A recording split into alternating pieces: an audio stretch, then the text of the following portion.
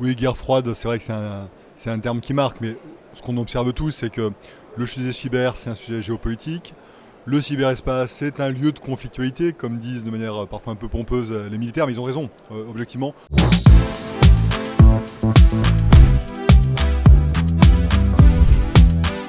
Guillaume Poupard, bonjour. Bonjour. Merci de répondre à nos questions, merci de nous accorder cette interview. Une première question d'abord pour rebondir, disons, sur la plénière de la veille, donc nouvelle guerre froide dans le cyberespace. En fait, la question est dans le thème directement de la plénière.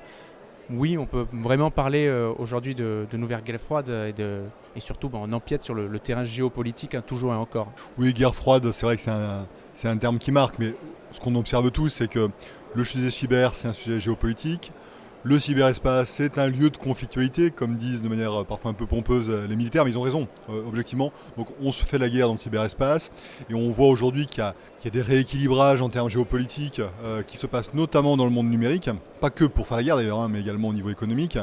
Et que si la France et l'Europe, parce que la France seule malheureusement sera compliqué, mais si l'Europe veut être autre chose qu'un juste un marché de consommateurs ou être une sorte de champ de bataille où les autres vont venir se battre, eh bien évidemment il faut une réaction très forte, ce qui est le cas en France. La ministre des Armées en a très bien parlé, il y a une vraie volonté au niveau politique pour tenir notre rang dans le domaine cyber. L'enjeu il est maintenant à l'échelle européenne.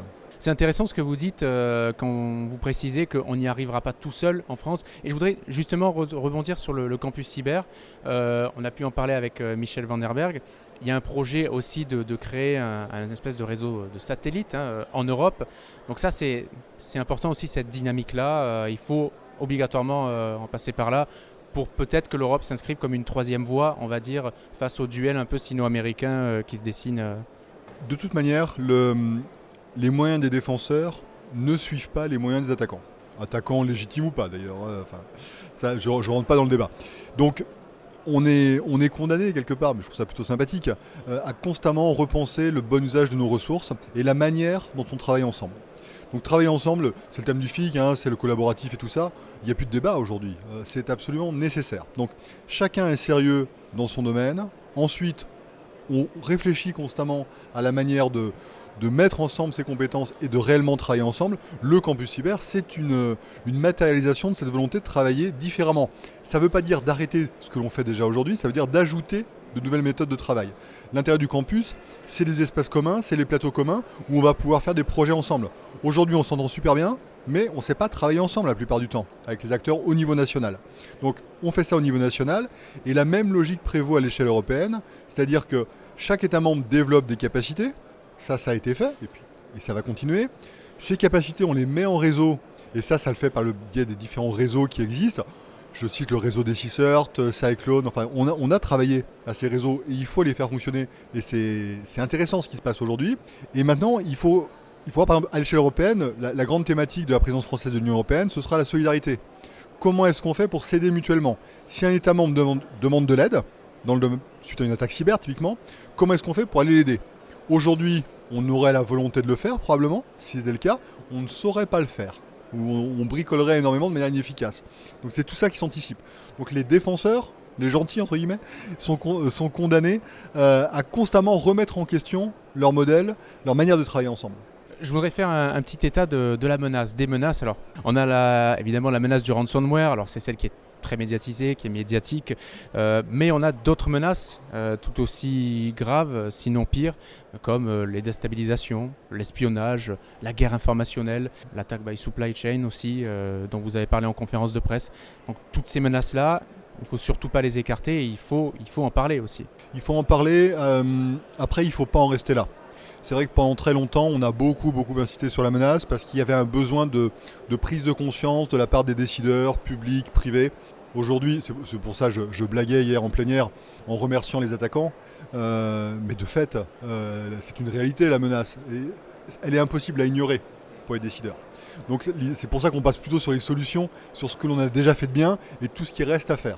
Après, évidemment, si on parle un petit peu de cette menace, il y a celle qui est très visible, c'est la menace criminelle. Quand il y a un rançongiciel, c'est dur de pas le voir, c'est dur de l'ignorer, c'est très très visible. Mais ça ne doit pas cacher, je suis entièrement d'accord, des menaces bien plus graves de niveau stratégique, à des fins d'espionnage ou à des fins vraiment de destruction.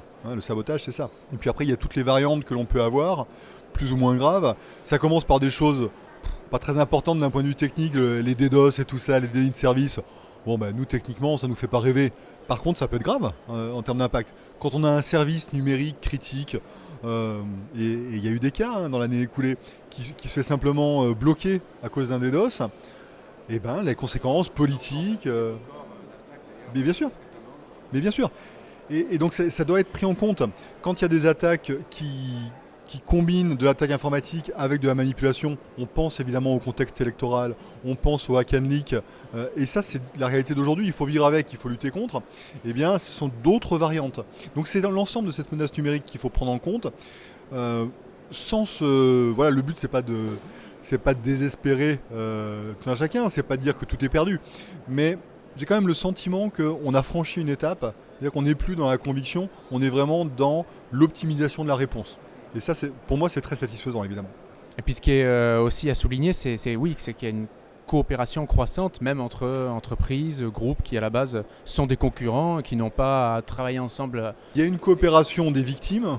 Les victimes ont compris que garder tout ça secret, ce qui est légitime comme réflexe, finalement, ce n'était pas forcément la meilleure manière de faire.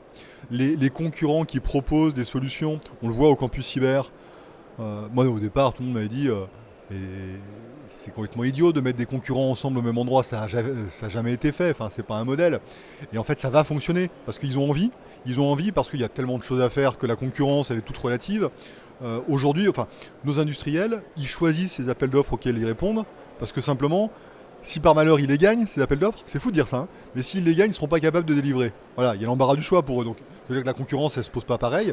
Et puis surtout, le marché, c'est pas le marché national, c'est bien le marché européen, voire bien plus, qui leur est offert, s'ils sont efficaces, s'ils savent se coordonner et s'ils savent répondre aux besoins des clients. Donc ça, voilà, c'est un boulevard qui s'ouvre quelque part pour l'industrie cyber. Je voudrais parler un petit peu de l'après, du futur à court terme, à très court terme même. Est-ce qu'il y aura donc une nouvelle édition du Cybermois ? Oui. Le Cybermois, c'est tous les mois d'octobre, ça continue, c'est un succès. Chaque année, on est un peu plus ambitieux parce que ça prend. Moi, je suis ravi de voir cette année arriver une coopération avec le secteur privé qui était demandeur, mais on était prudent parce que c'est toujours compliqué, la communication publique, privée, tout ça. Donc là, voilà, on n'a plus peur. Et donc le Cybermois, c'est vraiment l'occasion de dire à chacun, la sécurité numérique, le cyber, c'est également votre sujet. Et c'est pas simple comme message parce que quand on dit à la fois nouvel espace de conflictualité, affrontement entre les blocs, guerre froide et tout ça, et à tout un chacun, attention à vos mots de passe, on fait un grand écart qui pourrait être fatal. Et donc, notre expérience, c'est qu'on a besoin de parler à tout le monde. On a besoin de parler de tous les citoyens jusqu'au chef de l'État. Et ça, le Cybermois, ça y contribue en partie, plus pour les citoyens que pour le chef de l'État. Et l'idée, c'est vraiment de rappeler des principes d'hygiène, des principes de base, mais qui sont très sains et qui méritent d'être rappelés. Le fait de parler de sécurité numérique à l'école, c'est l'autre moment de grande formation, de formation grand public, qui est très saine, parce que mine de rien, même si ça peut paraître évident à ceux qui ont compris les règles, tant qu'on ne les a pas comprises, elles ne sont pas si évidentes que ça. Donc ce travail régulier d'évangélisation, il reste nécessaire. Est-ce que vous appelez à faire plus encore auprès des jeunes et des parents d'ailleurs en matière cyber Mon rêve, c'est une grande campagne nationale. Alors des grandes campagnes, il y a plein de causes évidemment à défendre, mais une campagne nationale où l'État s'engagerait fortement, peut-être d'ailleurs avec des partenaires privés pour dire ce sujet c'est un sujet pour nous tous, c'est un sujet où vous devez tous être vigilants, allez voir cybermalveillance.gouv.fr, faites attention à ce que vous faites avec votre smartphone, des choses assez simples finalement. Après à construire sur la manière de porter les messages, et c'est de la com grand public qu'il faut être capable de bien faire. Je pense que c'est une nécessité. On n'a jamais été aussi près d'un déclenchement autour de ça. En toute franchise, ce qui retient parfois un petit peu, c'est que dans cybersécurité, il y a sécurité. Et il y a toujours la peur que les gens saturent un petit peu. C'est lourd la sécurité. On nous en parle constamment de sécurité. Évidemment, avec le Covid, c'est un nouveau pan de la sécurité via la sécurité sanitaire qui est venu saturer l'espace médiatique. Pour la bonne cause, évidemment. Et donc, remettre une couche avec une nouvelle thématique de sécurité, c'est complexe. Il y a le risque que les gens baissent la garde un peu naturellement. Et ça peut être désespérant. Et puis, ça renvoie à des tas de questions. Comment est-ce qu'on fait pour parler de sécurité ? Il n'y a pas de martingale. Il n'y a pas de système magique. Le meilleur exemple, c'est la sécurité routière, évidemment, qui évolue au fil du temps. On a tous vu ces campagnes entre l'hyper trash et l'humour, peut-être un peu trop décalé. où est-ce qu'on se place, comment est-ce qu'on fait pour porter les messages de la manière la plus efficace. Donc, mais en même temps, on a de très bons professionnels qui savent traiter ça. Et je pense qu'il n'y a pas de grand risque à porter un tel sujet sans trop attendre. Très bien, le message est passé. Un grand merci Guillaume Poupart pour vos réponses et puis bonne continuation. Merci beaucoup, Merci. À bientôt.